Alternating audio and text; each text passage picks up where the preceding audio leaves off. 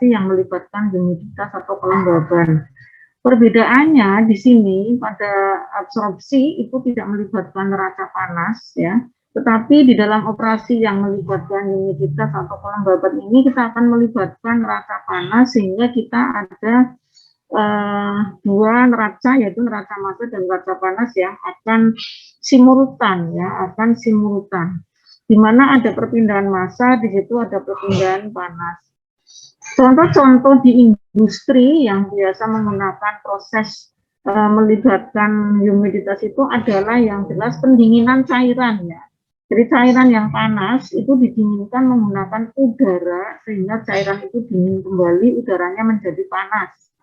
Itu yang terjadi di cooling tower ya, menara pendingin. Semua industri itu punya cooling tower karena semua industri itu memerlukan pendingin, air pendingin. Air pendingin digunakan untuk mendinginkan alat-alat yang di kondensor, di alat pengukar panas, dan itu siklusnya tertutup, jadi air tersebut tidak habis ya, selalu berputar dari alat mendinginkan, mengambil panas, kemudian dia menjadi panas, panasnya diambil di cooling tower menggunakan pendingin udara, dingin lagi, dikembalikan lagi ke alat-alat yang memerlukan pendinginan lagi. Kemudian proses humidifikasi, contoh pengeringan bahan basah menggunakan udara. Ya, jadi kalau kita mau mengeringkan kayu, gitu ya, kita menggunakan udara, terjadi transfer massa dan panas. Kayunya menjadi dingin, udaranya menjadi panas. Proses dehumidifikasi atau pengurangan kelembaban udara.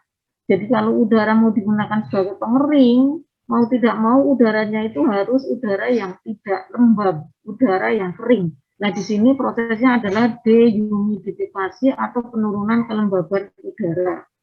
Nah, bisa juga pendinginan gas dan pengukuran kelembaban gas. Jadi ada proses pendinginan gas di sini menggunakan udara, maka terjadilah proses perpindahan massa dan panas antar fasa.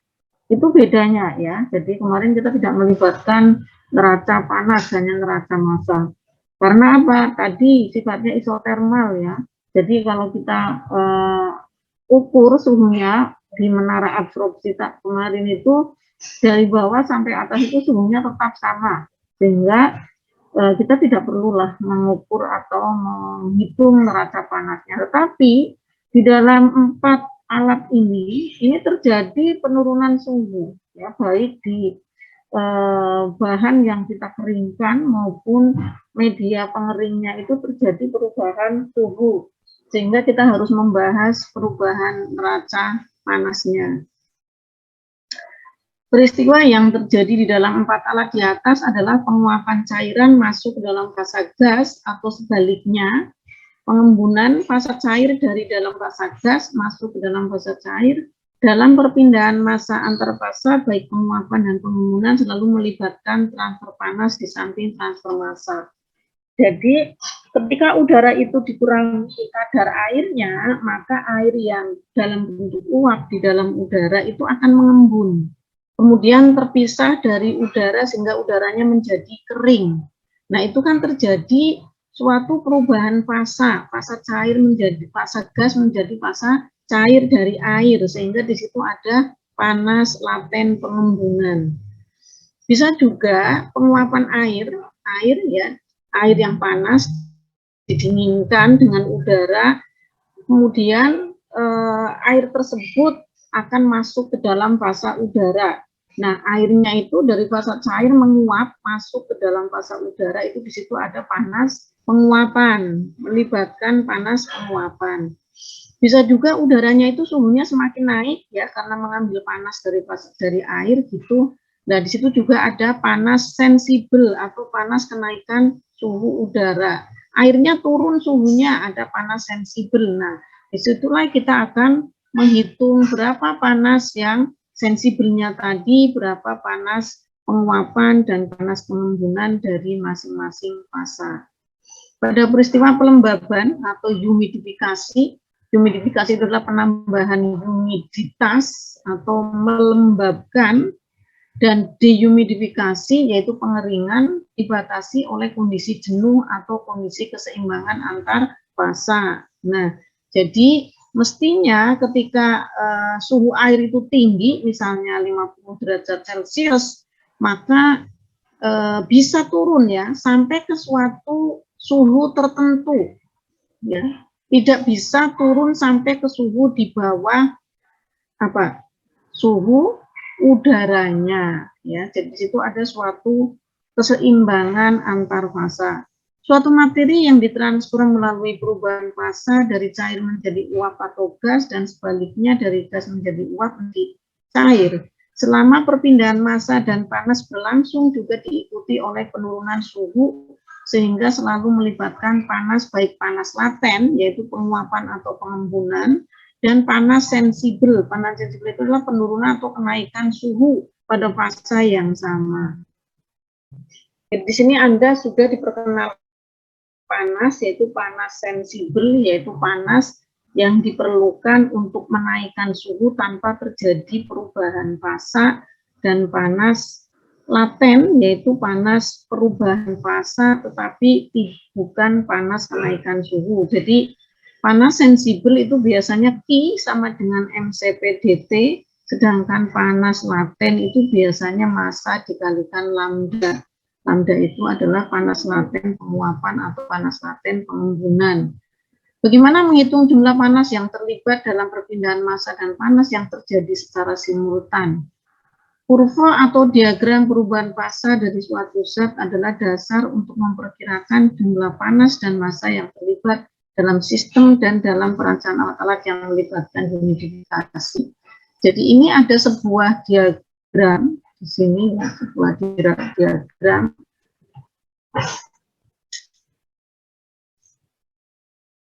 Nah, ini adalah suatu diagram cairan murni. Dia akan selalu mempunyai ekivalensi atau mempunyai kesamaan bentuk diagram yang seperti ini. Jadi ada fasa padat, kemudian ada fasa cair, ada fasa uap, gitu ya. Ini sudah dibicarakan di kimia fisika. Jadi suatu zat murni itu mempunyai tekanan kritis, ya, tekanan kritis, mempunyai suhu kritis, ya, mempunyai suhu didih, ya, mempunyai suhu embun seperti ini, ya. Nah, kita lihat di sini pada tekanan 1 atmosfer, pada kurva TC, ini TC itu adalah kurva yang membatasi fasa cair dan fasa uap, maka kita dapatkan ini adalah titik didih normal, ya, ini titik didih normal. Oke, ya. Kemudian suatu zat, ya, apabila berada pada keadaan cair di sini, cairan di sini, ya. Kemudian ini adalah cairan di sini. Cair ini kemudian kita panaskan, suhunya kita naikkan, ya. Lama-lama dia akan mendidih di sini, di titik I. Nah, ketika mendidih, kita tambah panasnya, itu suhunya tidak akan naik. Karena panas yang kita tambahkan itu digunakan untuk penguapan cairan. Ya. Sampai cairan itu semua menguap. Ya, jadi ini memerlukan mCp/dt plus M lambda di sini. Setelah cairan itu menguap semua, panasnya kita tambahkan terus, maka uap itu akan naik suhunya sampai ke titik R. Ya, jadi ketika uap itu berada di dekat kurva TC ini, maka ini namanya uap jenuh. Ya, jadi uap jenuh itu adalah uap yang masih dekat dengan suhu didihnya. Ketika sudah menjauh dari kurva TC, maka di sini akan membentuk uap superheated. Jadi ini satu heated atau jenuh. Ini adalah uap superheated atau super jenuh di titik R. Nah, ketika terus dipanaskan terus, maka dia akan melampaui suhu kritisnya. Nah, di daerah gas ini di atas suhu kritis namanya superkritis. Jadi ini adalah kondisi superkritis. Kalau di atas tekanan kritisnya, misalnya di sini, ini namanya suhu superkritis juga, ya. Superkritis. Jadi superkritis adalah kondisi suatu zat di atas tekanan dan suhu kritis. Itu adalah kondisi superkritis. Nah, pada kondisi superkritis ini bentuknya seperti apa? Kita tidak tahu ya, bentuknya itu adalah seperti apa. Yang jelas ya, jadi pada keadaan di atas tekanan kritis, ini dikatakan tekanan kritis, apabila suhunya diturunkan, ya diturunkan, maka dia tidak akan mencair, ya, tidak akan menjadi cair. Begitu juga kalau di atas suhu kritis, ya di atas suhu kritis, ini juga tidak akan mencair. Jadi pengembunan itu terletak apabila tekanan dan suhunya itu di bawah tekanan dan suhu kritis. Kita turunkan suhunya, dia akan mencair di sini, ya. Mencair terus, kemudian dia akan di sini, ini campuran cairan dan uap gitu ya, kemudian dia akan mengembun di sini menjadi cairan semua dan akan memadat di sini membentuk padatan. Ini cairan, ini akan memadat di sini dan akhirnya kalau kita turunkan terus, kita turunkan suhunya, dia akan menjadi padat. Ya, jadi inilah tipikal dari semua zat murni. Ini zat murni ya, seperti ini. Baik itu mungkin udara, air, gas, argon, neon, dan sebagainya. Ini mempunyai tipikal seperti ini. Nah, bagaimana kita mensuplai panas? Berapa jumlah panas yang diperlukan ketika kita mau merubah suatu benda dari padat menjadi gas? Ya, dari padat di sini menjadi gas. Panasnya tentunya adalah panas sensibel dan panas laten, ya, panas laten penguapan. Jadi fasa cair T ini sama dengan titik didih pada tekanan P sama dengan P1. P sama dengan P1. I sama dengan MCP dt cairan, ya, MCP dt. Jadi ketika kita punya fasa padat, pertama padat itu harus kita cairkan, yaitu kita memerlukan panas peleburan. Ya. Kita panas peleburan yang merubah padat menjadi cair. Setelah kita mensuplai Ki peleburan, sudah menjadi cair semua, kita mensuplai Ki sensibel, yaitu MCP dt sampai mendidih. Ya, sampai mendidih. Setelah mendidih, kita suplai lagi panas penguapan sebesar M kali lambda. Ya. Kemudian kita mensuplai lagi panas sensibel, yaitu MCP dt, di mana CP-nya itu adalah kapasitas panas jenis gas. Jadi untuk cairan adalah kapasitas jenis cairan, dan untuk gas adalah kapasitas jenis cairan gas, ya. Jadi yang berbeda adalah CP-nya.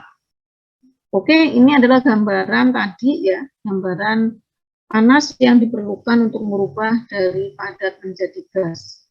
Apa itu suhu didih normal? Suhu didih normal adalah suhu didih ketika tekanannya 1 atmosfer. Suhu kritis adalah tekanan suhu kritis adalah suhu di atas kondisi kritis. Tekanan kritis, tekanan di atas kondisi kritis. Panas laten peleburan adalah panas yang diperlukan untuk merubah fasa padat menjadi fasa cair. Panas laten penguapan adalah panas yang diperlukan untuk merubah fasa cair menjadi fasa uap. Panas sensibel adalah panas yang digunakan untuk menaikkan suhu tanpa merubah fasa. Panas perubahan fasa ini adalah panas laten. Oke, jadi bagaimana kita menghitung cara menentukan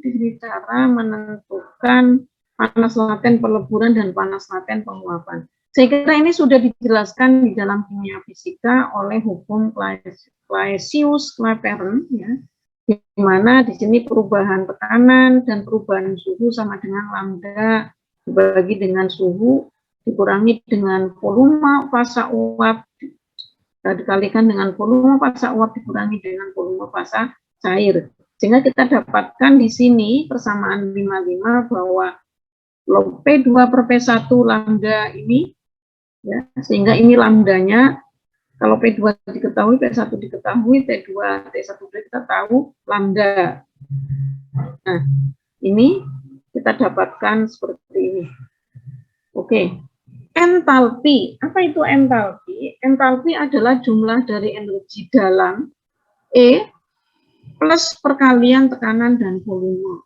Jadi H sama dengan energi dalam ditambah dengan perkalian tekanan dan volume suatu zat pada kondisi tertentu. Tenaga dalam suatu zat adalah tenaga total yang terdapat di dalam bahan yang disebabkan karena gerakan dan kedudukan atom-atom dan molekul-molekul penyusunnya. Harga absolut tenaga dalam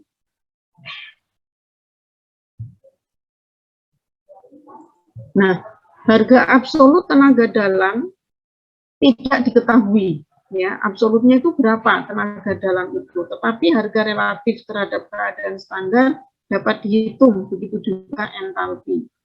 Cara menghitung tenaga dalam dan entalpi adalah dengan cara menetapkan keadaan standar, di mana pada keadaan standar yang ditetapkan tenaga dalam dan entalpi sama dengan 0. Keadaan standar harus ditentukan wujud suatu bahan, suhu, tekanan, sebagai contoh air. Keadaan standar yang digunakan adalah air fasa cair pada suhu 32 Fahrenheit atau 0 derajat Celcius atau 273 Kelvin. Tekanannya sama dengan sama dengan tekanan uap air jenuh pada suhu 32 Fahrenheit. Jadi tekanan jenuh pada 32 derajat Fahrenheit itu air tekanannya di bawah 1 atmosfer. Itu adalah keadaan standar dari air. Jadi ini adalah gambaran tadi, ya, entalpi relatif. Jadi semakin tinggi suhu di sini ternyata entalpinya ini semakin naik, entalpinya semakin naik, ya. Begitu juga setelah melalui kondisi kritis. Jadi ini adalah uap jenuh, inilah cair jenuh. Di sini adalah kondisi kritis, titik kritis, ya. Seperti ini. Di cair jenuh kita ini ada T, jadi di atasnya malah tekanan rendah, ya. Jadi di sini adalah garis tekanan tetap. Ini pada tekanan yang tinggi. Jadi pada kondisi kritis itu tekanan di atas, tekanan kritis, tekanan tinggi dan suhu tinggi.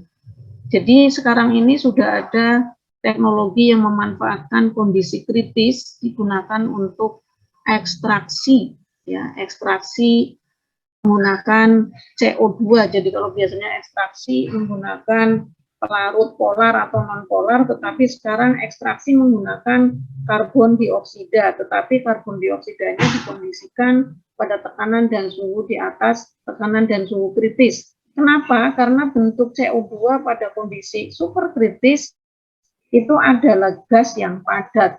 Jadi suatu gas yang jarak molekulnya itu sangat padat. Sehingga kalau gas itu mungkin densitasnya itu 1 kg per meter kubik, pada CO2 kritis itu mungkin Rho-nya itu 40 kg per meter kubik. Kalau cairan kan 1000 kg per meter kubik gitu, ya. Tapi kalau kondisi kritis itu antara gas dan cair, ya. Jadi kondisinya itu gas yang sangat padat atau yang Rho-nya tinggi, sehingga apa? Sangat efektif untuk suatu proses ekstraksi atau pelarutan. Ini adalah ekstraksi superkritis. Nah, garis BC ini adalah panas dan entalpi yang diperlukan untuk menguapkan, ya, menguapkan dari kondisi cair jenuh menjadi uap jenuh. Oke.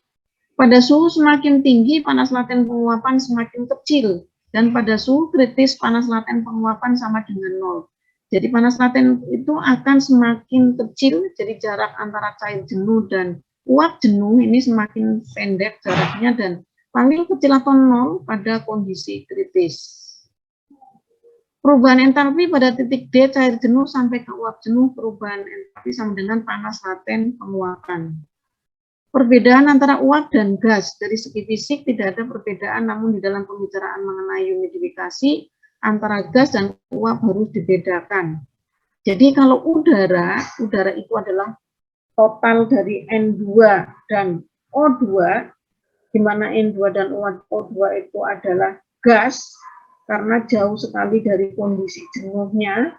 Karena apa? N2O2 itu suhunya jauh minus ya, minus sekian ratus derajat Celcius. Sehingga pada kondisi ruangan, suhu ruangan ini dinamakan gas, karena sudah jauh sekali dari kondisi jenuhnya, kondisi jijiknya. Tetapi air, uap air yang terkandung di dalam udara itu adalah uap, ya. Jadi udara itu mengandung gas dan uap. Gasnya itu adalah N2 dan O2, sedangkan uapnya itu adalah uap air, ya. Jadi itulah bedanya antara uap dan gas. Uap adalah gas yang dekat dengan kurva kondensasi. Gas adalah gas yang jauh dari kurva kondensasi. Asumsinya bahwa N2 dan O2 yang terdapat dalam udara itu tidak akan mengembun ketika udara tersebut didinginkan. Ya, yang mengembun adalah uap airnya. Ya, jadi udara itu tetap jumlahnya. Yang berkurang itu adalah kandungan uap airnya. Semakin tinggi apabila prosesnya adalah humidifikasi atau penjenuhan, dan uap airnya semakin berkurang apabila prosesnya dehumidifikasi. Di dalam pembicaraan selanjutnya, gas diberi simbol B, jadi udara itu terdiri dari B, yaitu yang uncondensable atau tidak bisa mengembun, dan uap, yaitu yang condensable, yaitu uap air. Misalnya uap air yang ada di dalam udara, uap air diberi simbol A, dan udara bebas, uap air diberi simbol B.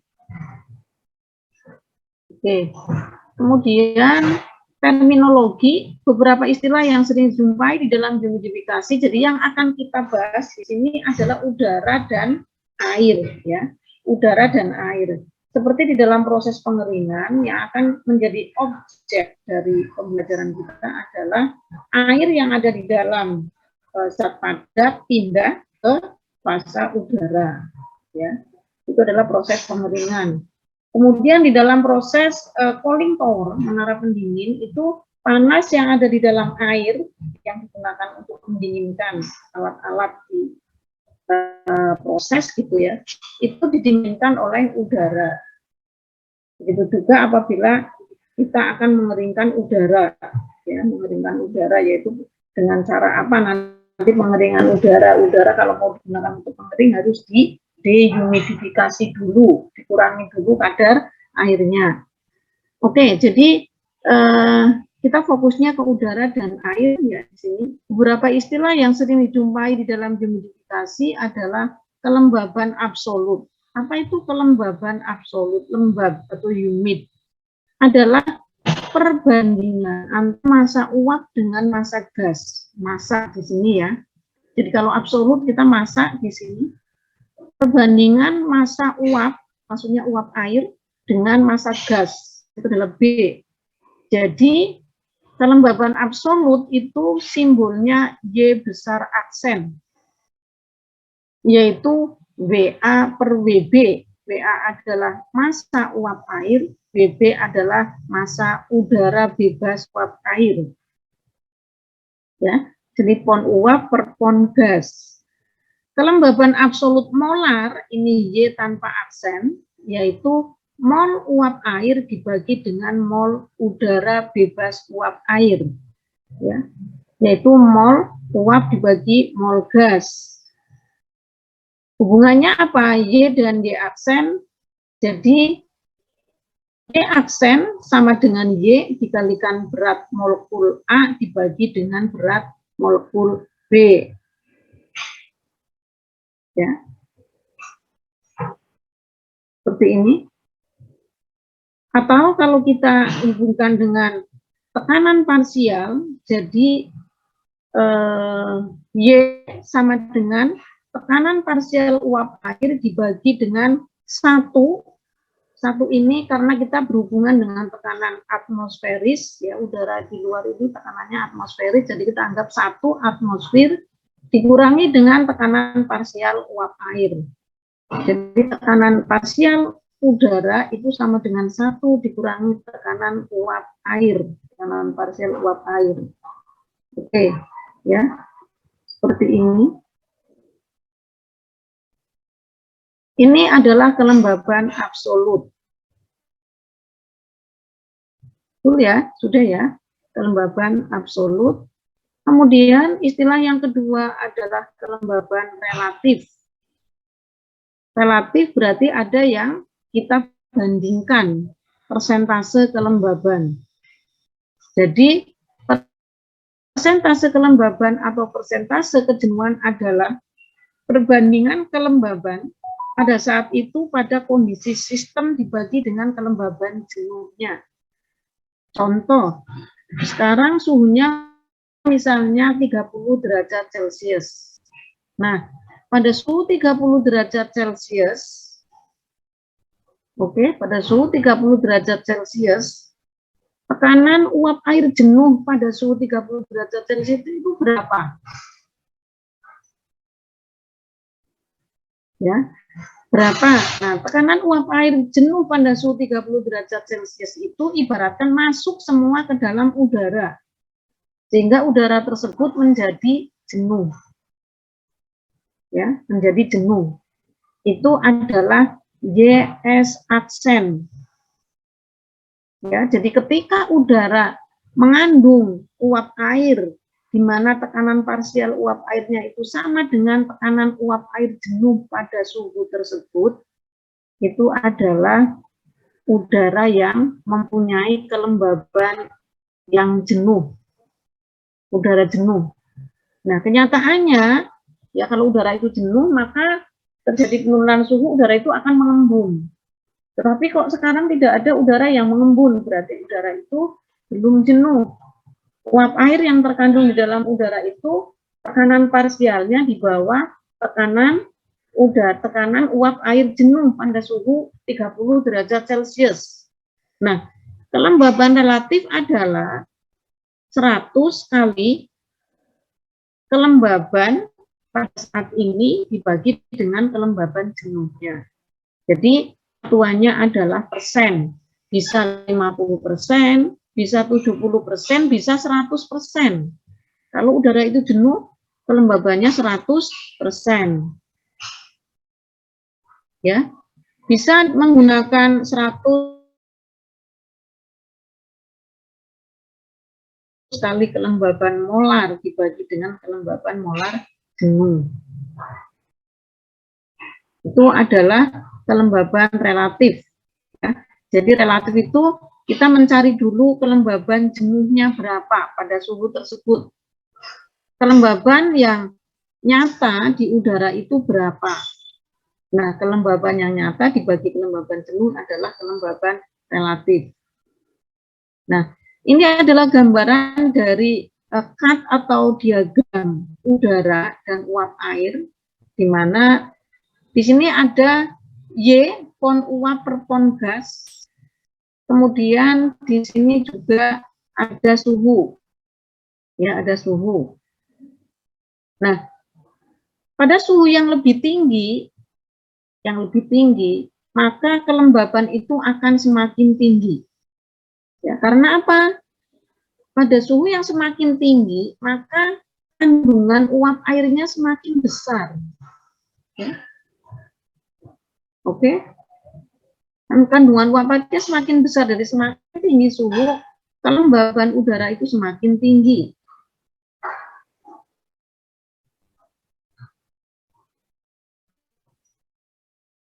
Nah, pada kondisi-kondisi tertentu di sini, ya, pada persentase kelembaban 25% pada suhu ini, suhu di bawah ini, kelembaban absolutnya di sini. Ya. Pada suhu yang lebih tinggi, pada kelembaban relatif yang sama, kelembaban absolutnya di sini, dan seterusnya. Ya. Nah, ketika kita mempunyai suatu titik M, di mana suhunya adalah suhu Tm di sini, kemudian kelembaban absolutnya itu di sini, ya, tinggi di sini. Apabila kita mau menurunkan kelembaban dari titik M ini, Kelembaban absolutnya mau kita turunkan, bagaimana caranya? Bisa kita dinginkan, udah itu kita kelembabannya itu 100%. Ya, jadi dari suhu TM sampai ke PN. Nah, ketika di TN ini dia sudah hampir mengembun. Lalu suhunya kita turunkan, maka sebagian uap airnya akan mengembun terus sampai ke titik O. Ya, udara itu tetap jenuh, tetapi sebagian uap airnya itu akan mengembun dan akhirnya apa?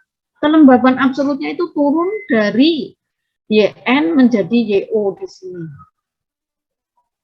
Ya, prosesnya adalah pendinginan. Ya, pendinginan di sini pada kelembaban absolut yang sama tetap.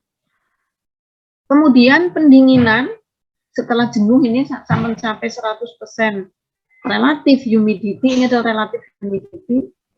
Setelah 100% relatif humidity, kita turunkan terus pada kondisi jenuhnya jenuh sampai ke suhu embunnya ini di sini.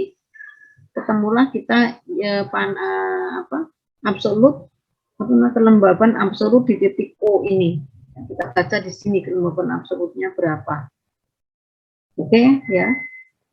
Jadi kita bisa menggunakan dua step di sini, yaitu pendinginan pada kelembaban absolut tetap, kemudian pengembunan pada kelembaban absolut yang berubah dari YN menjadi YO, tetapi pada relatif kelembaban yang tetap pada kondisi jenuhnya.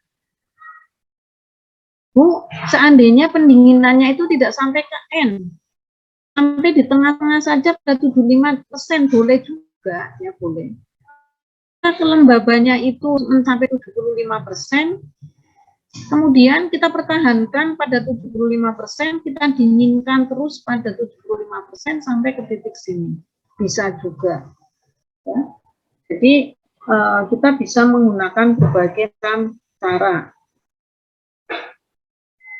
Oke. Semua kurva dengan persentase kejenuhan tetap akan memotong garis titik didih pada titik yang tidak terhingga jauhnya. Nah, yang ketiga, parameter yang ketiga, yang pertama adalah kelembaban relatif, yang kedua adalah persentase kelembaban. Yang pertama adalah kelembaban absolut, yang kedua adalah kelembaban relatif, yang ketiga adalah persentase kelembaban relatif. Adalah kejenuhan relatif, yaitu perbandingan tekanan parsial uap di dalam campuran uap dan gas dibagi dengan tekanan uap jenuhnya pada suhu campuran. Jadi yang dibandingkan adalah tekanan uap jenuhnya. Campuran gas uap dengan berbagai persentase kelembaban relatif dapat ditunjukkan pada gambar tekanan temperatur ini. Ini adalah persentase kelembaban relatif, sama bentuknya dengan ini, dengan diagram kelembaban ini. Cuma ini yang dibandingkan adalah tekanan parsial uap air di dalam udara dibagi tekanan parsial atau tekanan uap jenuh pada suhu tersebut. Ini yang terakhir ini. Nah, suhu bola kering. Apa itu suhu bola kering? Adalah temperatur yang ditunjukkan oleh termometer yang dipasang atau ditempatkan dalam campuran gas dan uap. Jadi kalau Anda memasang termometer di dinding, itu yang kita baca adalah suhu bola kering. Suhu udara real, ya, udara real, suhu bola kering. Kemudian suhu bola basah adalah temperatur yang diukur pada suatu bahan. Jadi suatu bahan yang dicelupkan di dalam air, dicelupkan ke dalam air, kemudian ujung yang satu itu diikatkan ke ujung termometer. Nah, ketika kita baca suhunya, suhu termometer tersebut, itu menunjukkan suhu bola basah. Jadi, kalau di dalam prakteknya, di dalam praktikum pengeringan, itu ada suatu bejana dua kaki, yang kaki pertama diisi dengan air, kemudian ada benang, benang itu dicelupkan ke dalam air, satu ujungnya dicelupkan ke dalam air, ujung yang lain diikatkan pada ujung termometer, termometernya digantung gitu ya, kemudian suhunya kita baca. Di situ udara itu mengalir di situ ya, jadi ada udara kita ukur suhunya itu adalah suhu bola basah. Suhu embun, titik embun campuran gas uap adalah temperatur di mana campuran gas uap menjadi jenuh apabila didinginkan pada tekanan total tetap tanpa kontak dengan air. Itu titik embun. Jadi ini adalah titik embun pada kondisi 100% humiditas. Ini mengembun dari 50%, kita dinginkan sampai menjadi 100%, di sini akan mengembun, ini adalah suhu embun di sini. Kita baca suhunya suhu embun. Ini tidak usah kontak dengan air ya, jadi hanya udara didinginkan. Udara yang kering kita dinginkan, terus lama-lama akan menjadi jenuh. Nah, ketika jenuh, yaitu persentase kelembabannya 100%, kita baca suhunya, di sini adalah suhu embun. Jadi Anda sudah mengenal 3 suhu, suhu embun, suhu bola basah, dan suhu bola kering. Ada kelembaban absolut, ada persentase kelembaban relatif, ya. Kemudian ada relatif kelembaban, persentase kelembaban relatif, dan yang dua adalah kelembaban relatif. Itu yang sudah Anda ketahui ya. Nah, cara pengembunan uap dari campuran gas dan uap.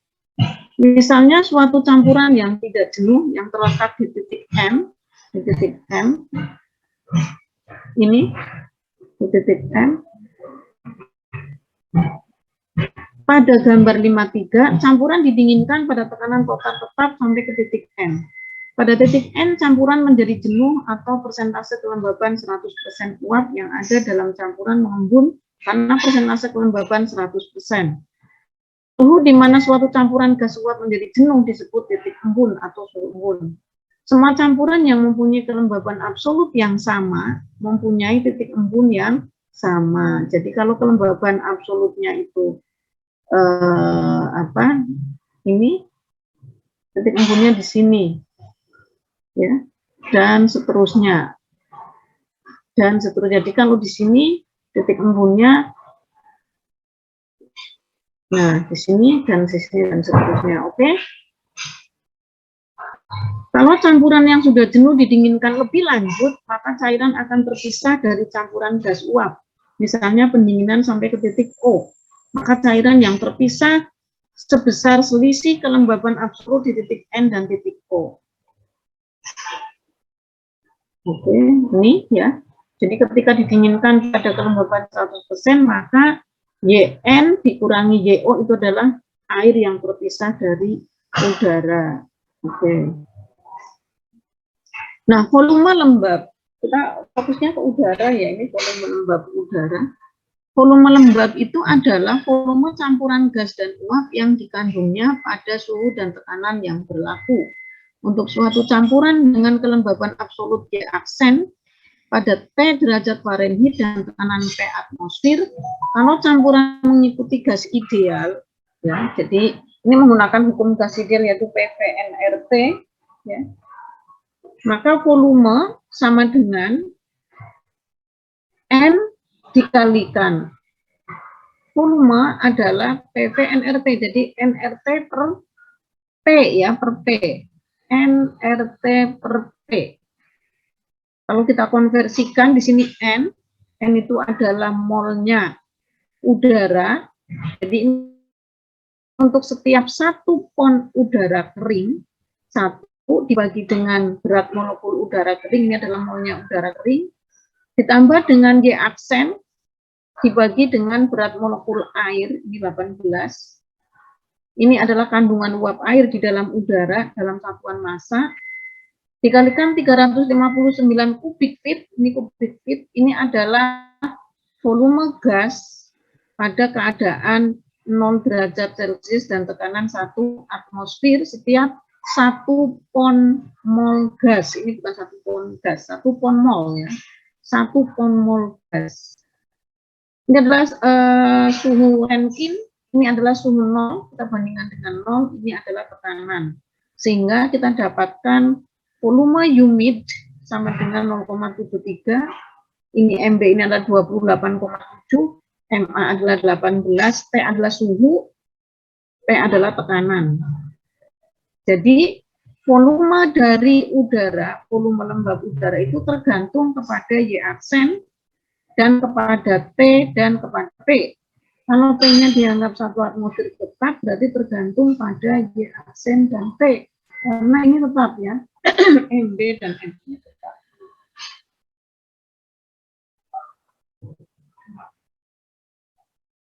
Lanjutan volume lembab, untuk gas kering tidak mengandung Y aksen, tidak mengandung uap air, Y aksen sama dengan 0. Harga volume lembab baik dengan kelembaban absolut, kelembaban Y aksen, YS aksen, dan Y sama dengan 0 dapat dilukiskan terhadap temperatur pada diagram kelembaban. Untuk volume lembab campuran dengan kelembaban Y aksen tertentu dapat ditentukan dengan cara interpolasi. Jadi di dalam humidity cut, di sini kita tidak. Coba Anda lihat di mass transfer unit operation treble untuk sistem udara dan uap air. Di situ ada humidity cut untuk khusus udara dan uap air ya. Itu akan Anda dapatkan grafik yang identik dengan grafik ini. Tapi di sana ada tadi ya, ada volume humid. Jadi kalau kita potongkan misalnya di sini, kita potongkan di sini Y-nya di sini. Jadi udara yang mempunyai kelembaban absolut di titik ini misalnya. Kemudian suhu bola keringnya di sini, misalnya suhu bola keringnya di sini, kita sudah langsung bisa membaca berapa persen kelembaban udara tersebut. Berapa entalpinya, ya nanti ada entalpi, berapa volume humidnya.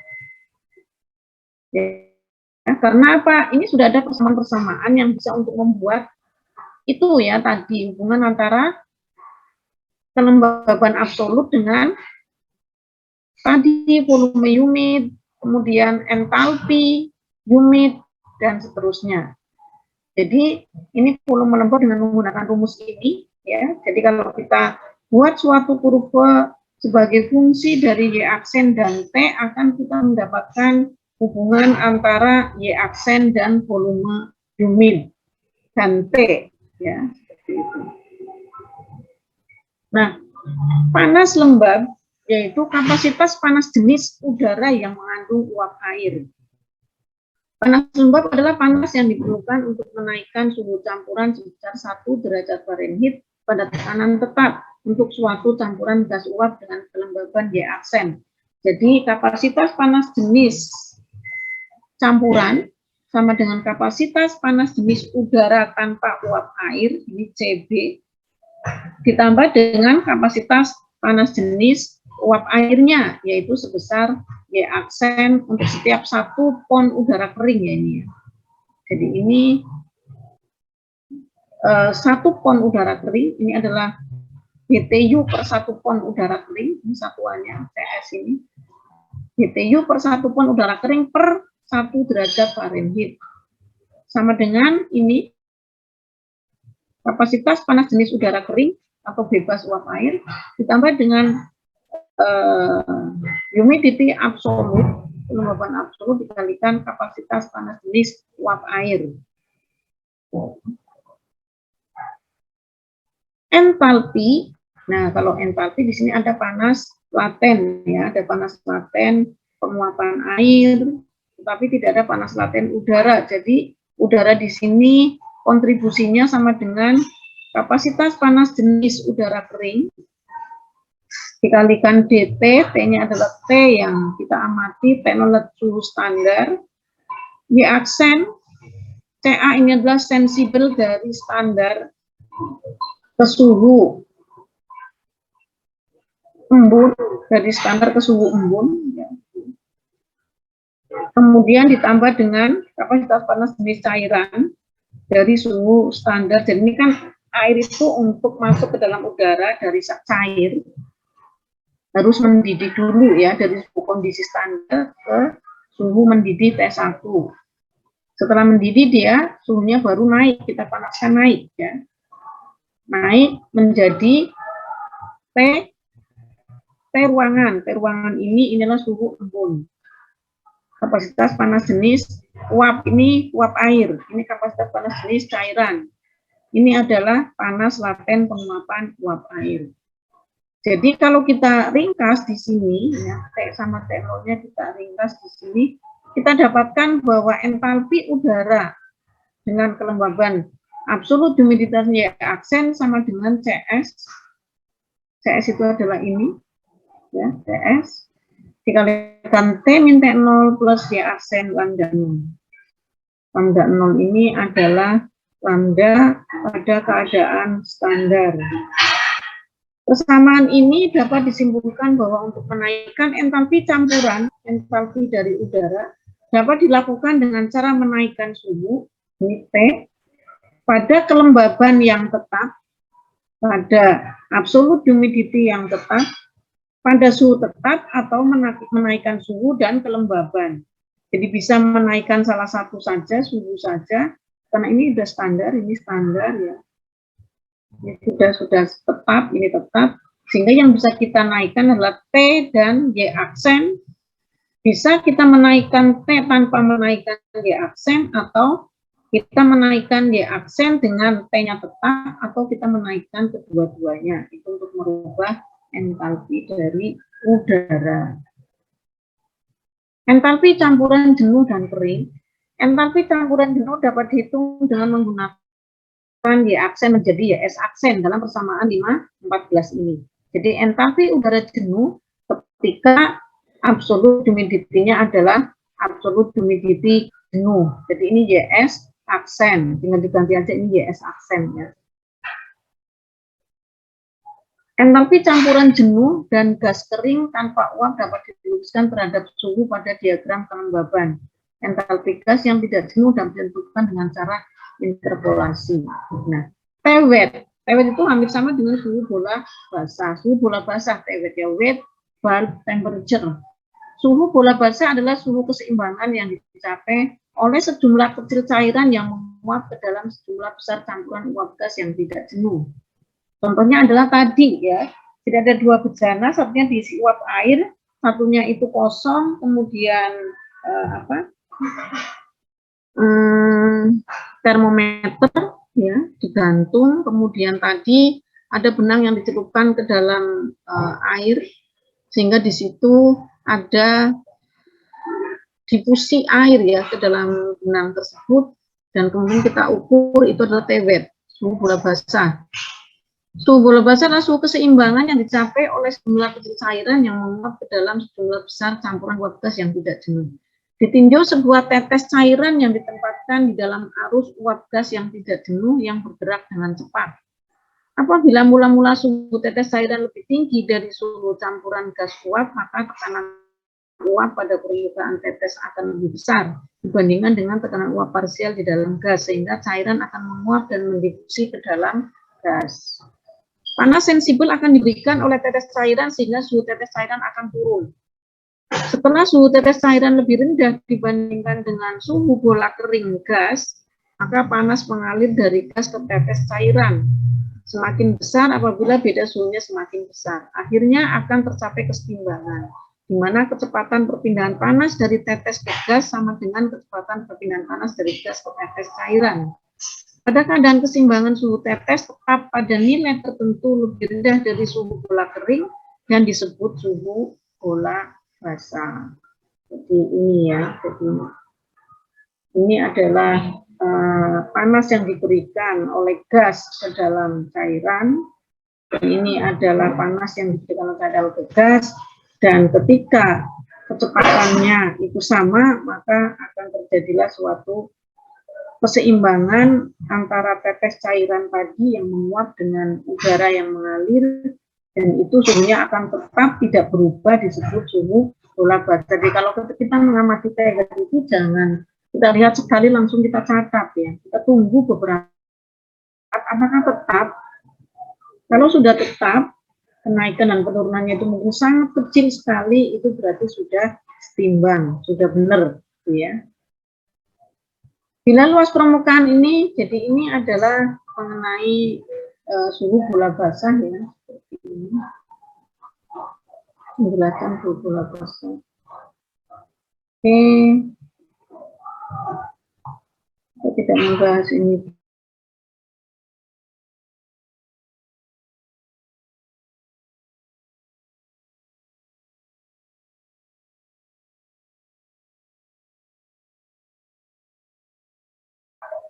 Nah, ini ada yang mengukur suhu bola kering.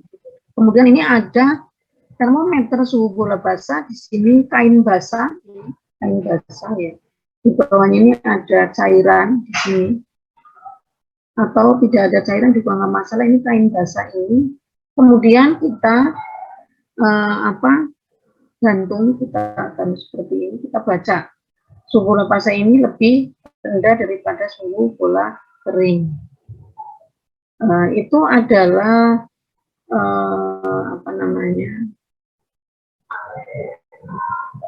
operasi humidifikasi. Nah, aplikasi dari persamaan-persamaan yang sudah saya jelaskan tadi adalah dihumiditikan, ya, dihumiditikan. Coba saya stop screen, saya buka di slide yang lain. Pindah ke slide yang lain, di sini mungkin ada ya ini.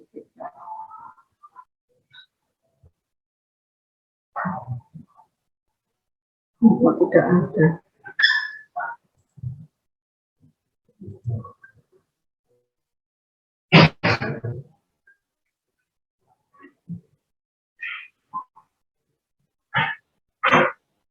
Jadi saya harus membuka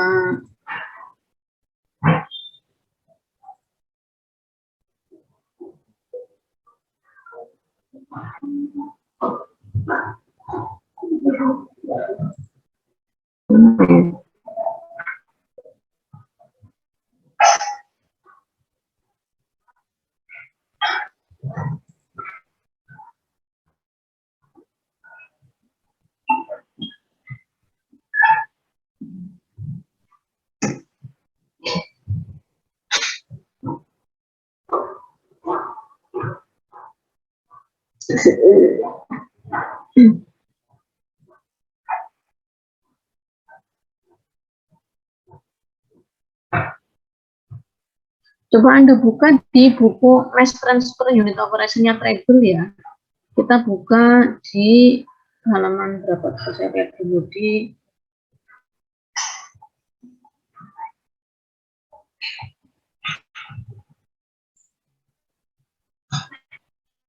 humidification.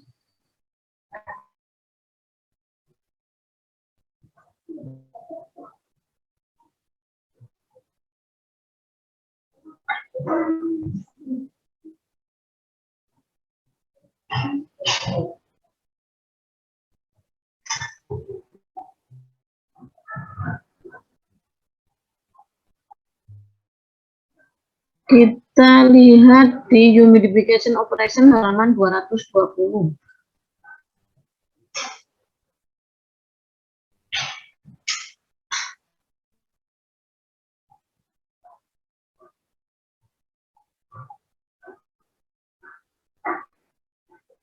Ini sudah terlalu jauh.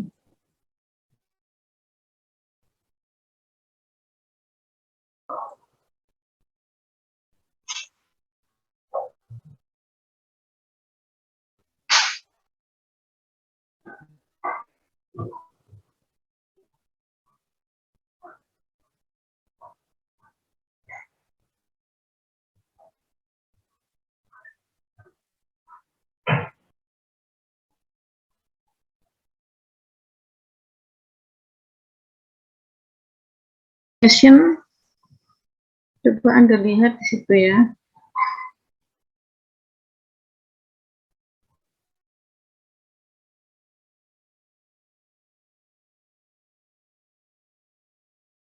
Ini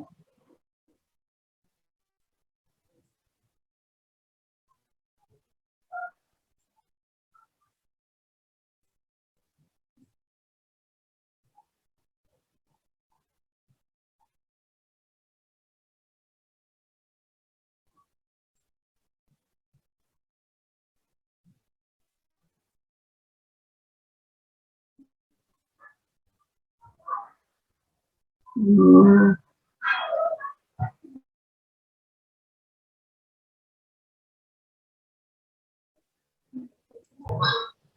nah ini. Wah.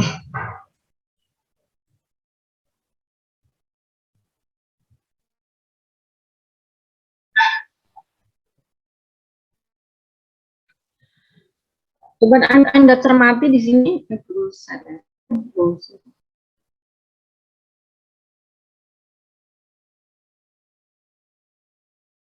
Sudah Anda lihat ini humidity card-nya sudah? Halo? Halo? Sudah, Bu.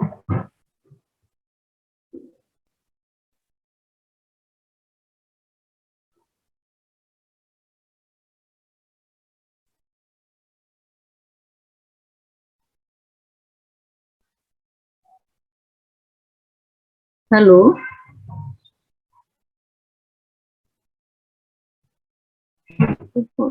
Halo? Saudara Alfiana? Halo? Alfi? Iya, Bu. Halo?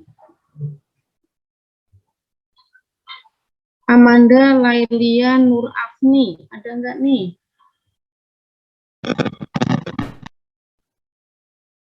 Halo? Oh, sinyalnya jelek ya. Citra Nur Ayu. Halo? Iya, Bu. Sudah nampak ini? Sudah, Bu. Hah? Sudah. Sudah, oke. Ya, jadi tadi kita sudah membicarakan mengenai ini ya, persen-persen ini. Jadi ada relatif humiditas, di sini ada entalpi ya, entalpi, kemudian ada humid volume, kemudian di sini ada Y aksen, absolute humidity, satuannya adalah kilogram air per kilogram udara kering. Ini adalah suhu yang sumbu X ya. Kemudian kita lihat di sini ada 2% kelembaban relatif ya, ada 5%, 10%, 20, 30 dan seterusnya. Dan ini adalah 100% humiditas. Ini khusus untuk udara ya, bukan untuk zat yang lain. Kalau zat yang lain itu bentuknya mungkin nggak seperti ini, mungkin seperti ini ya, identik seperti ini. Tapi ini khusus untuk sistem udara dan uap air. Oke ya. Jadi kalau kita lihat di sini ada enthalpy of dry air atau enthalpy dari udara kering. Enthalpy dari udara kering. Kemudian ini adalah spesifik volume dry air. Ini adalah spesifik volume untuk udara kering. Kemudian ini adalah enthalpy saturated air, enthalpy udara jenuh. Kemudian ini juga bisa dibaca di sini saturated unit volume. Ini ada enthalpy of saturated air, enthalpy dari udara jenuh seperti ini. Ya. Jadi ini semua nanti yang akan kita gunakan di dalam proses-proses yang 4 tadi, baik itu di drying, di cooling tower, kemudian di pengeringan udara dan sebagainya tadi yang 4 alat tadi kita menggunakan humidity card ini ya. Jadi Anda sudah punya sekarang dari unit operation. Nah, tadi ada suatu proses dari titik M ke titik N gitu ya. Tadi ini ada suatu garis ini ya, garis ini namanya adiabatic saturation curve. Apa itu adiabatic saturation curve? Adalah suatu kurva di mana udara itu ya saturation dijenuhkan pada kondisi adiabatik. Jadi Anda bisa men-setting alatnya. Kondisi adiabatik adalah ketika tidak ada panas yang masuk dan tidak ada panas yang keluar. Jadi ketika suatu alat berisi udara yang tidak jenuh, kemudian Anda suntikan air ke dalam udara tersebut, dan air tersebut akan menjadi uap masuk ke dalam udara, tetapi di situ alatnya diisolasi 100% isolator gitu ya, sehingga tidak ada panas masuk, tidak ada panas keluar. Nah, di situ udara akan menjadi jenuh ya, menjadi jenuh, tetapi mengikuti kejenuhan tersebut adalah adiabatic saturation. Jadi penjenuhan secara adiabatis. Ini nanti kita akan menggunakan kurva pendinginan dan penjenuhan secara adiabatik. Ya, jadi dari kalau titik M tadi ke titik N kita menggunakan garis yang lurus pada tekanan tetap. Tetapi pada dasarnya itu nanti yang kita jumpai adalah pendinginan itu dan pelembaban itu dilakukan secara adiabatis dan akan mengikuti kurva ini, ya, kurva yang tidak lurus, ya, kurva yang mempunyai slope, ya, mempunyai slope ini, seperti itu. Begitu juga kalau udara itu dikeringkan gitu ya, itu mengikuti ini kelembaban adiabatis ini, maka kita akan menggunakan garis-garis yang tidak lurus ya, garis-garis yang turun ini. Oke, ini saya stop screen dulu. Maka kita akan membahas tadi pendinginan dan penjenuhan secara adiabatis.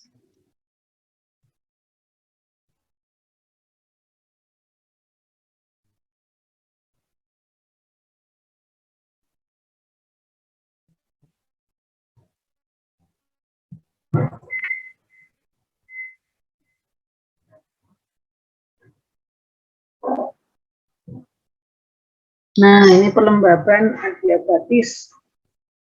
Kita akan menjelaskan kurva kejenuhan adiabatis. Kenapa kita mendapatkan suatu kurva apabila kurva yang tidak lurus ketika prosesnya adalah adiabatik? Ditinjau sebuah proses kontak yang berlangsung secara adiabatis, di mana gas kontak dengan cairan dengan cara semburan. Sehingga karena terjadi transfer dan transfer panas di antara fasa gas dan fasa cair, maka gas yang meninggalkan alat kontak mempunyai kelembaban dan suhu yang berbeda dengan ketika gas masuk. Kalau alat terisolasi sempurna sehingga tidak ada panas masuk dan panas yang keluar dari alat, maka proses pelembaban berlangsung secara adiabatis. Nah, ini adalah suatu gambaran dari proses pelembaban adiabatis. Alatnya diisolasi sempurna ya, ini gas mempunyai GS aksen pon per jam feet kuadrat, entalpinya adalah H1 aksen, kelembaban absolutnya Y1 aksen, dan suhunya TG1. Kemudian dimasukkan air dengan cara semburan tadi, gitu ya, semburan. Ini adalah airnya, suhunya TM, entalpinya H kecil, kemudian kecepatannya L aksen per jam feet kuadrat. Nah, ini terisolasi sempurna merubah Y1 aksen akan menjadi 2 aksen. Nah, 2 aksen itu tadi akan lebih besar daripada Y1 aksen ya, karena itu kan grafiknya naik gitu ya. Kemudian suhunya TG2, entalpinya adalah H2 aksen seperti ini. Nah, bagaimana kita menghitung kenaikan dari kelembaban absolutnya? Cairan yang diperlukan untuk melembabkan udara dari kondisi masuk ke kondisi keluar adalah L aksen. Oke, perlukan L aksen untuk merubah Y1 menjadi Y2. Neraca masanya adalah L aksen sama dengan GS aksen, Y2 aksen min Y1 aksen. Oke, ya.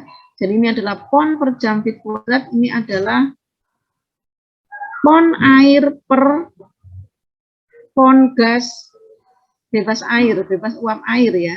Jadi ini satuannya nanti adalah pon uap air per jam feet kuadrat. Neraca panas di sini. Jadi di sini ada penambahan entalpi dari cairan Kemudian adalah entalpi masuk, ini adalah entalpi keluar, yaitu total dari entalpi gas dan entalpi cairan. Eliminasi L aksen, dari kedua persamaan tersebut kita mendapatkan H1 aksen plus Y2 aksen minus H2 aksen H sama dengan H2 aksen. Berdasarkan definisi entalpi, persamaan 517 ini dapat diuraikan menjadi persamaan ini. Ya, jadi tadi entalpi itu ada panas laten, ada panas visible. Kita akan mendapatkan persamaan 518. Seandainya gas yang meninggalkan alat kontak adalah gas yang jenuh, maka Y-nya ini adalah YS aksen atau YAS ya. Jadi Y2 aksen sama dengan YAS aksen dan cairan masuk menara pelembab pada suhu AS, suhu lembab, maka kami pelembaban karena ada sebagian cair yang menguap dari gas juga dapat mengalami pendinginan. Jadi di sini ketika dilembabkan menggunakan suhu lembab udara, maka udara itu akan mengalami penurunan suhu. Tetapi absolut humiditasnya akan naik karena ada cairan yang menguap masuk ke dalam udara. Jadi suhunya turun, tetapi kelembabannya naik. Ya, karena kita memang memasukkan air ke dalam aliran udara. Tetapi karena airnya suhunya adalah pada suhu ini yang lembab, lebih dingin atau lebih kecil di bawah suhu bola kering dari udara, maka udara tersebut akan mengalami pendinginan. Ya. Seperti itu. Jadi di sini berdasarkan definisi dari kapasitas panas lembab CS persamaan 519 dapat diekspresikan lebih lanjut menjadi persamaan 520. Apabila ruas kiri dan kanan dengan ini, selanjutnya dengan penyederhanaan diperoleh bahwa G1 min TAS sama dengan alfa AS CS1 ya S min G1. Nah, ini adalah persamaan garis tadi yang tidak lurus tadi ya. Tidak lurus tadi adalah persamaan ini T1 min TAS lambda S per CS1 ya S min Y1 aksen. Kesimpulannya bahwa persamaan ini kalau dilukiskan di dalam diagram kelembaban akan diperoleh sebuah garis yang melalui titik P, PG1, Y1 aksen, dan titik I, TAS, YAS aksen adalah min CS1 per lambda AS. Jadi ini adalah slope-nya kelihatannya lurus tadi ya, sebenarnya itu tidak lurus 100% karena apa? CS ini kan fungsi dari Y juga kelembaban ini. Jadi ini tidak lurus aslinya. Karena di dalam CS masih ada besaran Y1, maka garis yang dilukiskan sesuai dengan persamaan di atas bukan garis lurus, tetapi garis yang sedikit cekung ke atas. Garis ini disebut kelembaban adiabatis. Untuk setiap campuran gas uap akan terdapat satu suhu kejenuhan adiabatis TAS, sehingga kalau campuran gas uap dikontakkan dengan cairan pada TAS, campuran gas uap akan mengalami pendinginan dan pelembaban adiabatis seperti yang tadi saya jelaskan di dalam kurva tidak lurus. Oke. Nah, ini latihan sekalian kita untuk mempelajari bagaimana cara kita menentukan tadi ya entalpi humid, volume humid, kemudian mencari suhu bola basah, suhu bola kering dan seterusnya. Kita akan langsung ke contoh soal sistem udara uap air. Ya, jadi suatu sistem yang terdiri dari udara dan uap air. Nah, sistem udara uap air, di mana udara adalah komponen B dan air adalah komponen A. Sistem udara uap air digunakan di dalam, halo? Untuk sharingnya belum muncul Bu ini Bu. Sharingnya. Oh.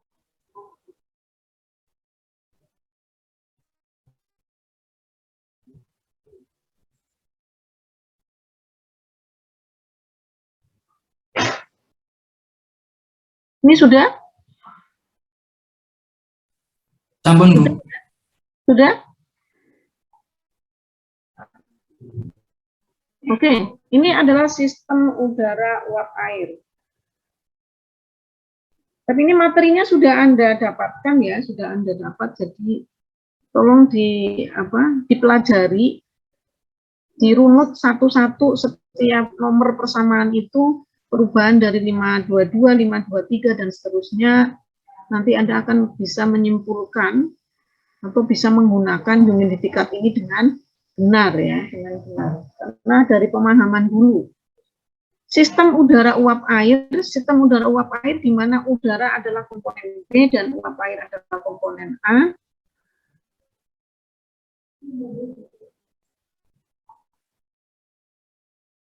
Tadi dari awal berarti Anda tidak melihat ini, persamaan-persamaan ini. Halo?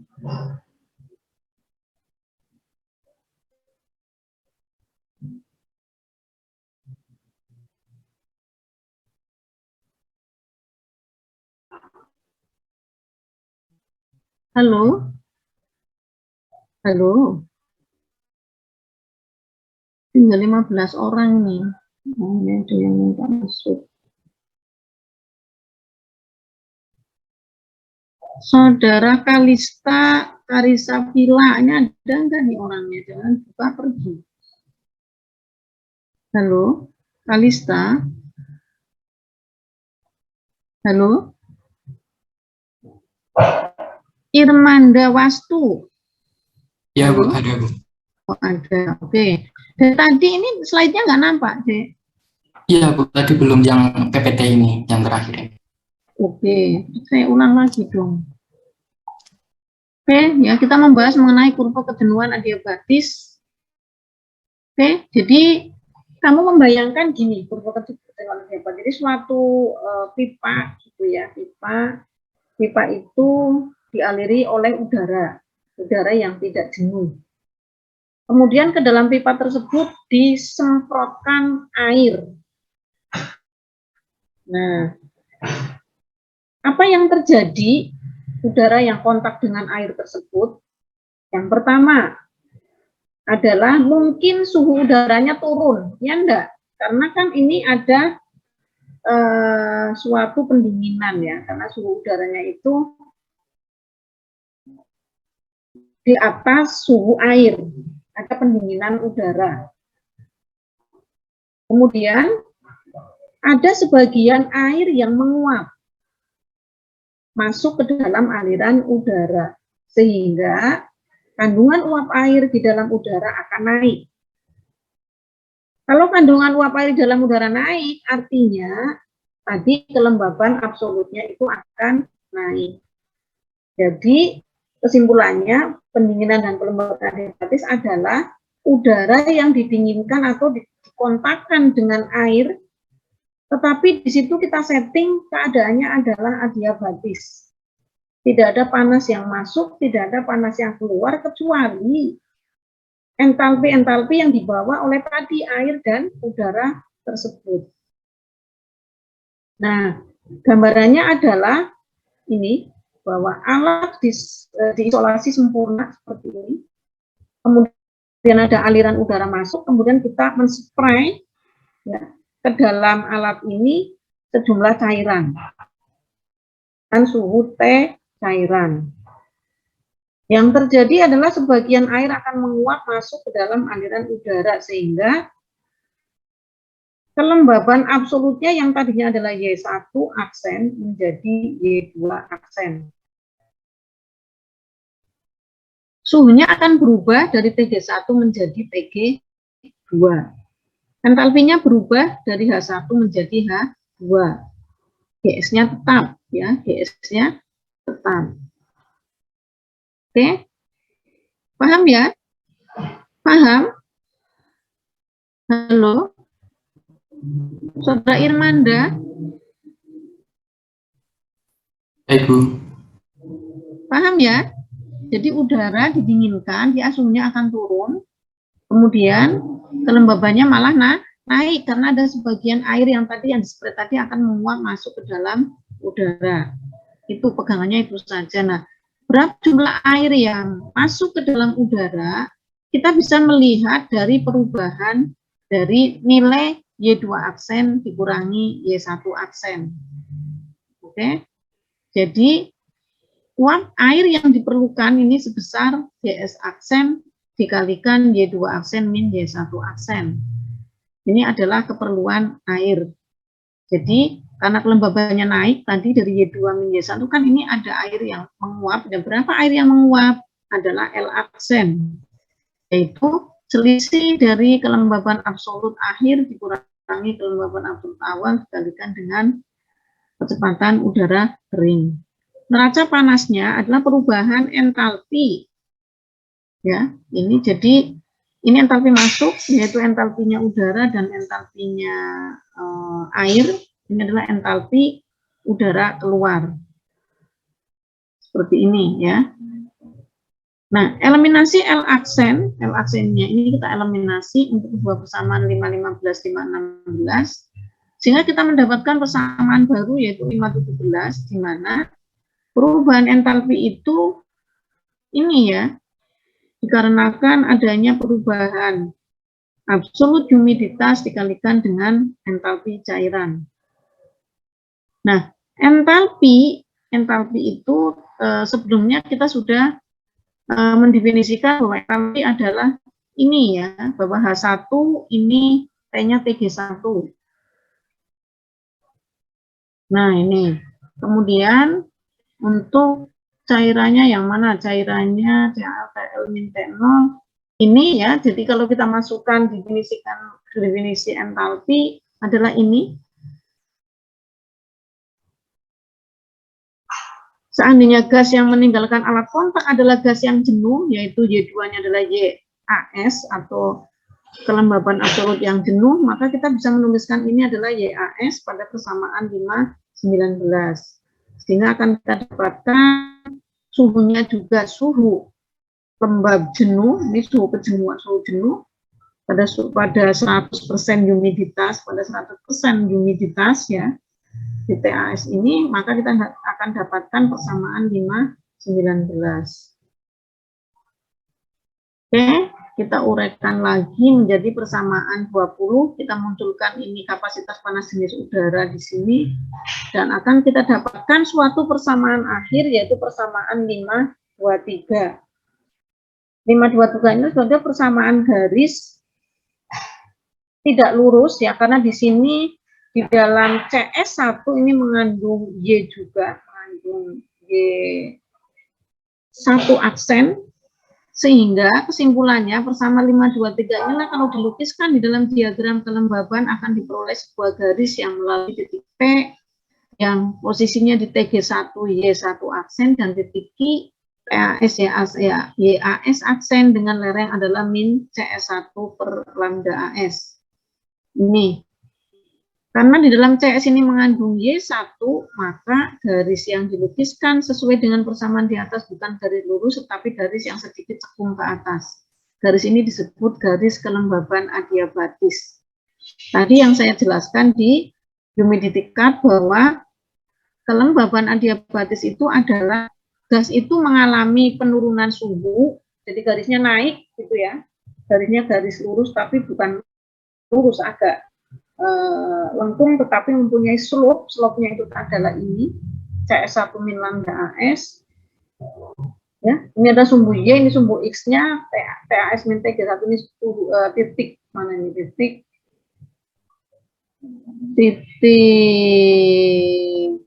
I ya, titik I. Jadi garis PQ itu adalah garis tadi yang garis lurus naik sampai ke 100% humiditas. Nah, ini adalah uap air, ya. Kemudian kita menggunakan penyamaan saja ya, ini berat molekul uap air atau air adalah 18,02, berat molekul udara kering 28,97. Kelembaban absolut Y sama dengan ini MA per MB kali P parsial air dibagi dengan 1 minus P parsial air, satuannya adalah massa air per massa udara kering. YS aksen adalah ini P0 ya, jadi ini adalah tekanan bukan parsial tetapi tekanan uap air jenuh pada suhu bola kering. Suhu bola kering ini adalah YS aksen. Volume humid ini penyederhanaan dari persamaan yang tadi ada 359 kubik feet dan seterusnya kita dapatkan ini volume humid.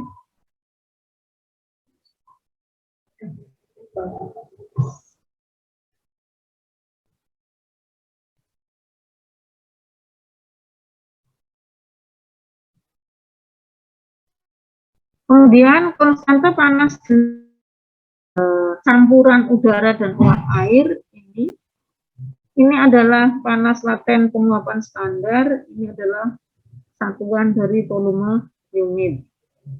Soal-soal humiditas ini ada di dalam treble ya, silakan dikerjakan soal-soal humiditas. Jadi kita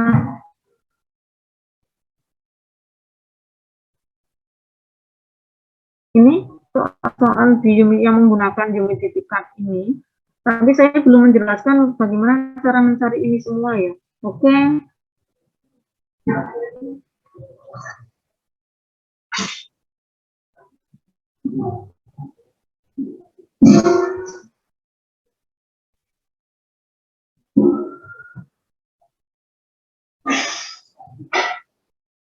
Kita akan menuju ke diktat.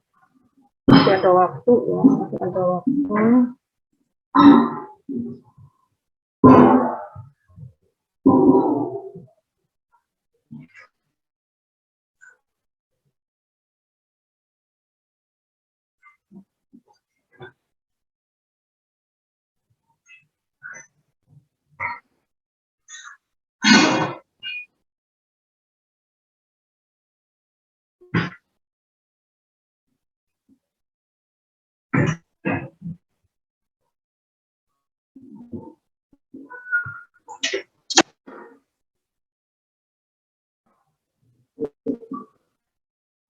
Nah, ini ya, ini sudah, waduh, itu jadi berantakan dulu.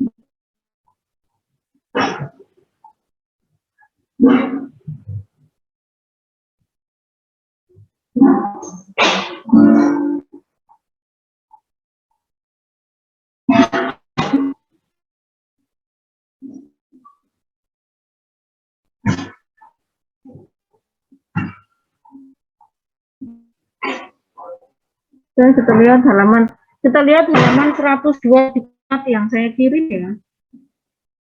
Halaman 102 diktat yang saya kirim.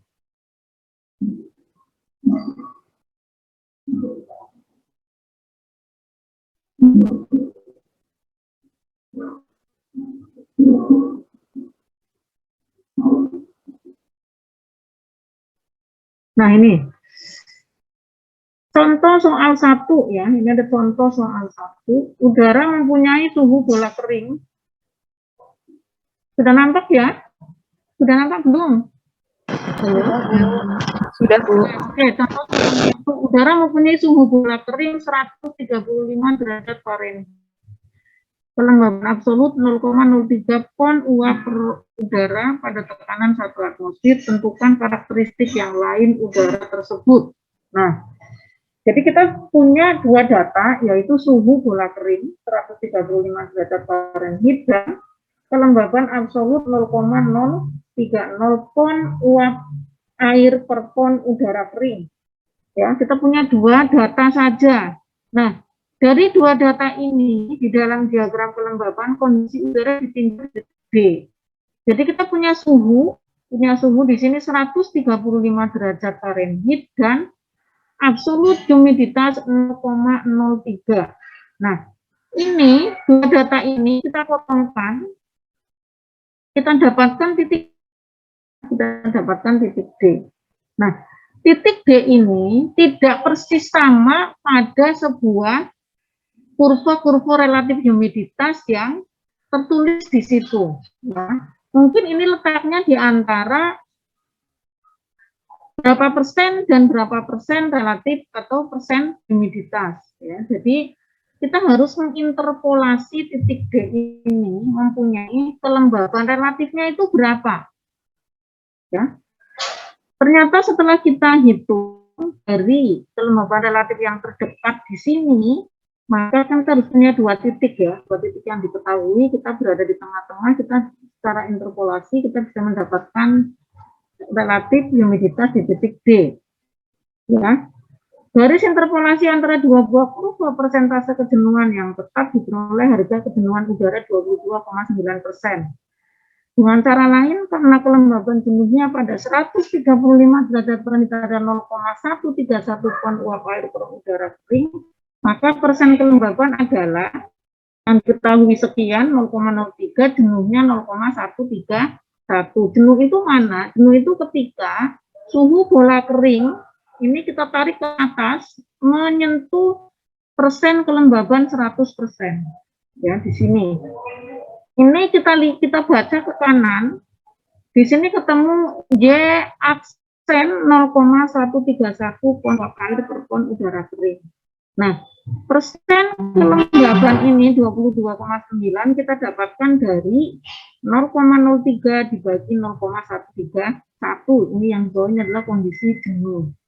Oke, tidak ada masalah ya. Jadi sekarang kita dari dua data tersebut, data kelembaban absolut dan data suhu bola kering, kita mendapatkan relatif atau persentase kejenuhan, yaitu 22,9%. Ya, itu caranya tadi ya. Jadi kita potongkan dengan 0,03, kemudian tarik ke atas langsung ke 100%. Kita tarik ke kanan, kita dapatkan kelembaban absolut pada keadaan 100% kelembaban, yaitu 0,131, dan kita dapatkan 22,9%. Kelembaban absolut molar, kita sudah tahu massa, berarti kita tinggal membagi dengan MA dikalikan MD dibagi dengan MA, ya. Sehingga kita dapatkan di sini, ini kita hitung ya, ini belum dihitung. Coba Anda hitung 0,03 kali 28,97 dibagi 18,2.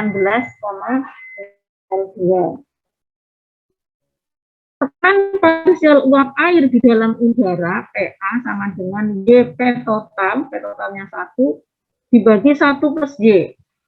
Ya, kita dapatkan 0,0460 atmosfer. Tekanan uap air pada 135 derajat adalah ini sesuai Antoin, persamaan Antoin untuk uap air. Ya, tekanan pada suhu 135 Fahrenheit adalah 0,1727 atmosfer. Ini tekanan uap jenuh dari air, dari tabel kukus. Sehingga persentase kelembaban sama dengan tekanan parsial di dalam udara dibagi dengan tekanan jenuhnya. Ini kayak 0 ini ya, orang 0. Sehingga kita dapatkan 26,6%. Ini adalah tekanan uap air ini, persentase kelembaban relatif.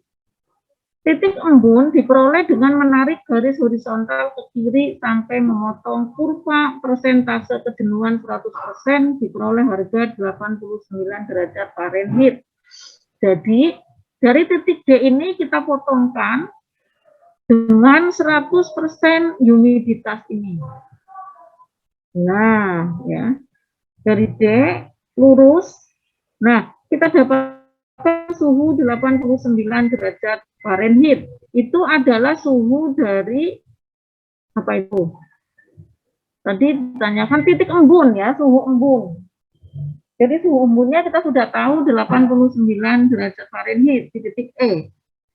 Volume spesifik udara 15 kubik feet per pon udara. Volume lembab udara 18,5. Volume lembab udara pH ini. Jadi volume lembab udara di sini, kita lihat di sini pH, ini adalah volume pada 100% humiditas, ini 100. Nah, jadi gini, volume lembab udara itu kita membacanya dari 130 titik D ini, ya, volume lembab udara. Kemudian kita potongkan ke garis ini, garis volume humid udara yang ada di humidity cut, ya. Kita tarik ke kiri ketemu 15. Nah, ketemu 15. Ini adalah volume humid pada keadaan titik D. Nah, volume humid jenuh itu ini ada di sini, ada volume humid jenuh di sini, ya. Volume humid jenuh kita potongkan dari titik D ke volume humid jenuh, kita tarik ke kiri. Ketemu 18,15. Jadi volume humid yang kita cari, jadi ini adalah volume humid kering, ini udara kering, dry air volume. Ini adalah volume udara 100% humiditas di sini. Maka volume udara yang kita cari adalah sama dengan volume udara kering ditambah dengan persentase kelembaban, ini 22,9 tadi, dikalikan dengan volume jenuh dikurangi dengan volume kering. Kita dapatkan 15,722 kubik feet per ton udara kering. Panas lembab udara ini adalah CB, ini adalah Y aksen, ya, ini adalah CA, sehingga kita dapatkan ini. Entalpi, bagaimana cara mencari entalpi? Sama dengan volume, kita mencari entalpi udara kering dulu. Entalpi udara kering ini, entalpi kita tarik ke sini, kita baca 24,7 BTU per ton udara kering. Entalpi udara jenuh, ini hati-hati cara mencarinya. Jadi entalpi udara jenuh adalah ketika di titik D ini kita dengan 100% humiditas tetapi mengikuti kurva kelembaban adiabatis. Tadi yang saya bicarakan tadi, kelembaban adiabatis yang ada slope-nya TS1 per lambda itu, ya. Ini kita tarik mengikuti garis yang sejajar dengan garis kelembaban pendinginan dan kelembaban adiabatis. Di titik F ketemu dengan 100% humiditas. Nah, kemudian kita tarik ke atas, memotong entalpi saturated air. Entalpi of saturated air ini, nah, ketemu di 58,8. Jadi sekarang entalpi dari udara tersebut sama dengan volume cara mencarinya, yaitu kering ditambah dengan persentase kelembaban dikalikan dengan ini, pengurangan dari entalpi jenuh dikurangi entalpi kering, ketemu 58,2. Cara lain ialah dengan menarik garis kejenuhan, lah. Ini saja, ya, Anda pakai cara ini saja. Sama ini kalau menarik caranya ada juga menggunakan cara menarik garis kejenuhan adiabatis melalui D, karena garis kejenuhan adiabatik dapat dipandang sebagai garis dengan entalpi yang tetap. Maka entalpi pada D kira-kira sama dengan entalpi pada F, yaitu 58,8. Jadi bisa juga ini langsung ketemu 58,8. Jadi entalpi yang kering itu bukan di sini. Ini adalah entalpi yang saya berikan. Maaf, ini saya keliru. Jadi untuk mencari entalpi itu cukup dengan menarik ke kurva kejenuhan, memotong 100% humiditas. Ini adalah entalpi tetap. Jadi di sepanjang kurva adiabatis tadi, karena adiabatis itu kan maknanya itu tidak ada panas masuk dan tidak ada panas keluar, ya. Jadi maknanya ini adalah entalpi tetap. Kita potongkan ke 58,8 itu yang kita cari. Atau kita mencari entalpi udara kering dulu 24,7. Ini, ya, kita potongkan dengan ini, entalpi ini ketemu 24,7. Kemudian kita potongkan dengan tadi entalpi udara jenuh. Entalpi udara jenuhnya itu di sini. Ya. Sehingga di sini akan kita dapatkan tadi 100 ini, dari titik D langsung ke satu titik entalpi ini. Ketemu 171, ya, 171, sehingga kita dapatkan nilainya hampir sama, ini 58,2, ini 58,8. Terserah Anda mau pakai ini bisa, pakai ini juga bisa. Nah, itu adalah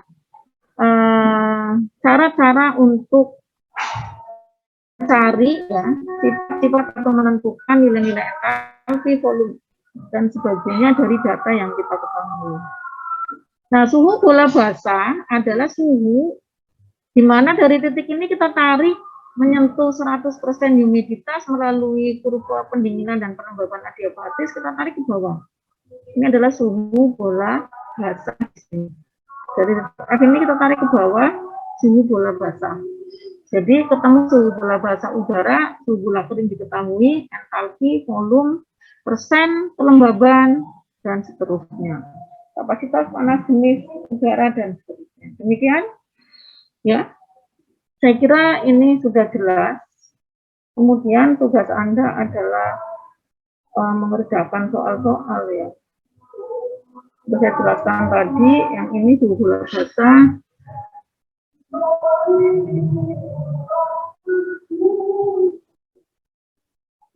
Nah, itu nanti akan mempelajari ini ya, untuk pertemuan berikutnya kita akan mempelajari. Jadi kita sudah selesai untuk membaca humiditas dari campuran udara dan uap air. Oke. Ya, ada yang mau bertanya? Silakan. Ibu,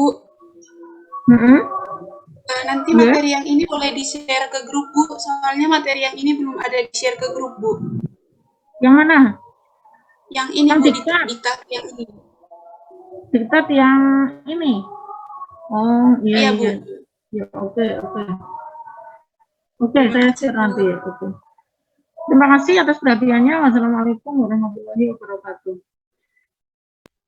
Waalaikumsalam. Terima kasih.